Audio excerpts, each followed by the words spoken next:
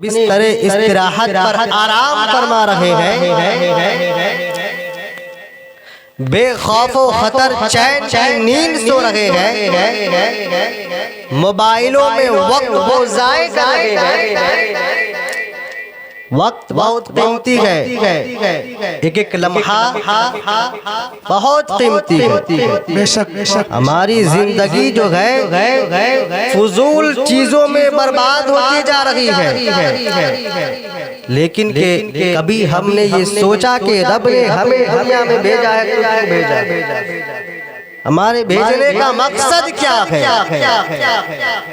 رب نے ہمیں دنیا میں اس لیے بھیجا ہے ہم اس کے فرما برداری کریں، نیکیوں والے کام کریں، ذکر و اذکار کریں، اور جب محفل میلاد سجائی جائے، حضور کے نام پر محفل سجائے جائے تو اس میں بیٹھے رہے، نہ کہ اپنے بستر پر آرام کرتے رہے۔ زندگی بھر تو سونا ہے ہی، ہر رات تو سونے میں گزارتے ہیں، ہے نا، لیکن یہ رات جو ہے، یہ وقت جو ہے بہت ہی قیمتی وقت ہے، نیکیوں میں اضافہ کرنے کا، نام اعمال میں اضافہ کرنے کا وقت ہے۔ ہمیں چاہیے یہ تھا کہ ہم اپنے گھر کو چھوڑ کر کے، بستر کو چھوڑ کر کے ہم محفل میں بیٹھے رہتے۔ بہت سارے لوگ تھے جو کہ چلے گئے، نعت خوانی سنی اور چلے گئے۔ خیر، اللہ سب کو جو ہے ہدایت عطا فرمائے اور سب کے قلب و جگر میں ایمان کی چاشنی عطا فرمائے۔ میرے دوستو، میں آپ کے دار محبت میں پہلی مرتبہ حاضر آیا اور صرف اور صرف آپ کے نظر میں آپ کے گاؤں کے بچے، آپ کے گاؤں کے لڑکی، آپ کے گاؤں کے مولانا ہے نا، لیکن کہ میں اس کو ایک نعم البدل مانتا ہوں کہ رب نے اس پورنیہ کو نعم البدل کے طور پر جناب مولانا ساجد صاحب کو جو ہے پیش کیا ہے۔ اب آپ گاؤں میں سوچتے ہوں گے کہ یہ عام ہستی، کیونکہ آپ کے سامنے بچپنے سے لے کر کے اس مقام تک پہنچا ہے، آپ کے سامنے ہاف پینٹ میں گھوما گئے، آپ کے نظر میں وہ آپ کا بچہ ہے، لیکن کبھی آپ نے سوچا کہ آپ کے بچے نے کتنا کمال کیا کہ آج پوری دنیا اسے یاد کرتی ہے، اسے پسند کرتی ہے، اس کے لہجے سے محبت کرتی ہے۔ کیا بات ہے، بہت ہی پرکشش، بہت ہی عمدہ لہجہ ہے، آواز میں جو کشش ہے، اور شاید اس دور کے کسی شاعر کی آواز نعت تو ہر کوئی پڑھتا ہے، کسی کی آواز بناوٹی آواز، کوئی طرز کو ملا کر کے، دھن کو ملا کر کے اپنی آواز میں خوبصورتی پیدا کرتا ہے، لیکن میرے بھائی کی جو آواز ہے وہ قدرتی آواز ہے۔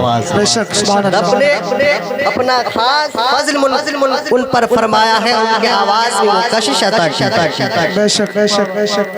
اور بہت سارے شاعر، بہت سارے مقرر ایسے ہوتے ہیں جن کو بلندی کو چھونے میں کافی وقت لگتا ہے، بڑی محنت و مشقت وہ کرتے گئے، تب کہیں جا کر کے وہ اعلی مرتبے پر فائز ہوتے ہیں، لیکن اتنے کم وقت میں ہندوستان کے ہر گوشے، ہر کونے میں محفل میلاد پڑھنے والا شاعر جناب ساجد رضا پورنوی ہے۔ ماشاءاللہ، پرسوں رات بھی ہمارے ساتھ دربھنگا میں تھے، اور دربھنگا سے جو ہم لوگ ساتھ میں آئے ہیں، اور ایک مرتبہ میں نے ان کو دربھنگا میں بلایا تھا، اب ہر گھر کی پکار ہے کہ حضرت آپ انہی کو بلائیں۔ کیا بات ہے، ماشاءاللہ، حق ہے، ہر گھر کی پکار ہے کہ حضرت آپ انہی کو بلائیں، بہت ہی عمدہ پڑھتا۔ تو ایسا نہ ہو کہ گھر کی مرغی دال برابر، جیسا کہ سنتے آتے ہیں نا، اپنا بچہ ہے تو ان کی حوصلہ افزائی کرنی چاہیے تاکہ اس کے حوصلہ بلند ہو تو اور وہ اونچا مقام چھوئے، اور ہمارے گاؤں کا بھی نام روشن ہو، ہمارے اسٹیٹ کا، ہمارے ڈسٹرکٹ کا بھی نام۔ کیا بات ہے، خیر آئیے سب سے پہلے ہم آپ مل کر عقیدت و محبت کے ساتھ نبی آخر الزمان خاتم پیغمبران حضور تاجدار مدینہ احمد مجتبی محمد مصطفیٰ روح فدا صلی اللہ تعالی علیہ وسلم کے دربار گہربار میں اپنی غلامی کا ثبوت دیتے ہوئے غلامانہ انداز میں اور اپنی محبت کی دلیل پیش کرتے ہوئے محبوبانہ انداز میں درود و سلام کا نذرانہ عقیدت پیش کرے بلند آواز سے پڑھیے، ساتھ میں مل کر کے پڑھیے، الصلاۃ والسلام علیک یا رسول اللہ، الصلاۃ والسلام علیک یا حبیب اللہ، الصلاۃ والسلام علیک یا نبی اللہ وعلی آلک واصحابک یا سیدی یا رسول اللہ صلی اللہ تعالی علیہ وآلہ وسلم۔ حضرات آپ نے مجھ سے قبل جناب دانش رضا حبیبی صاحب سے، مولانا رمضان صاحب سے اور ہمارے مقدس اور اعلیٰ حضرتوں سے آپ نے خطاب بھی سماعت فرمایا ہے، نام سے میں واقف نہیں ہوں، ہے نا؟ ان کی دعاؤں کو لیتے ہوئے میں ان کے سامنے ایک چھوٹا سا بچہ اور طالب علم ہو سمجھے، ہے نا؟ ان کی دعاؤں کو لیتے ہوئے اپنی گفتگو کا آغاز کرتا ہوں۔ آئیے رب قدیر نے جو اپنے مقدس اور بابرکت کتاب، کائنات کی سب سے عظیم کتاب، سب سے عرف و اعلیٰ کتاب، سب سے زیادہ شان و شوکت والی کتاب، سب سے عرف و اعلیٰ کتاب، سب سے بلند و بالا کتاب، سب سے زیادہ صادق و امین کتاب، یعنی کہ وہ کتاب اس کے بارے میں اس کی صداقت کا اعلان کرتے ہوئے، اس کے حق کا اعلان کرتے ہوئے رب قدیر نے اسی کتاب میں ارشاد فرمایا، ذالک الکتاب لا ریب فیہ، یہ وہ کتاب ہے جس میں شک و شبہ کی کوئی گنجائش نہیں ہے۔ کائنات کی سب سے عظیم کتاب کون سی کتاب ہے؟ قرآن مجید۔ بتائیں کون سی کتاب ہے؟ قرآن مجید۔ سب سے زیادہ پڑھی جانے والی کتاب قرآن کریم۔ سب سے زیادہ دل کو سکون دینے والی کتاب قرآن کریم۔ سب سے زیادہ صادق و امین کتاب قرآن کریم، اور اس قرآن کی حفاظت کی ضمانت لینے والا رب، اس قرآن کی صداقت کا اعلان کرنے والا رب، وہ رب فرماتا ہے ذالک الکتاب لا ریب فیہ، یہ وہ کتاب ہے جس میں شک و شبہ کی کوئی گنجائش نہیں ہے۔ قرآن سچ ہے، قرآن حق ہے، قرآن کو کوئی جھوٹا نہیں کہہ سکتا ہے۔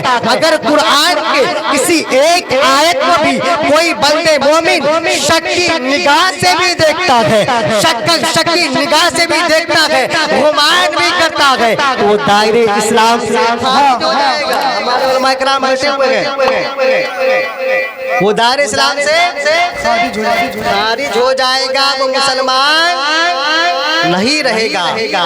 اب اسی کتاب میں رب فرماتا ہے، کس چیز کے متعلق فرماتا ہے؟ رب فرماتا ہے کہ اگر تم پیروی کرو تو کس کی پیروی کرو؟ ہم دنیا میں زندگی گزارے تو اپنا آئیڈیل کس کو بنائے؟ ہم دنیا میں زندگی گزارے تو کس کے طور طریقے کو فالو کرتے ہوئے گزارے؟ کس کے راستے کو اپناتے ہوئے گزارے؟ کس کی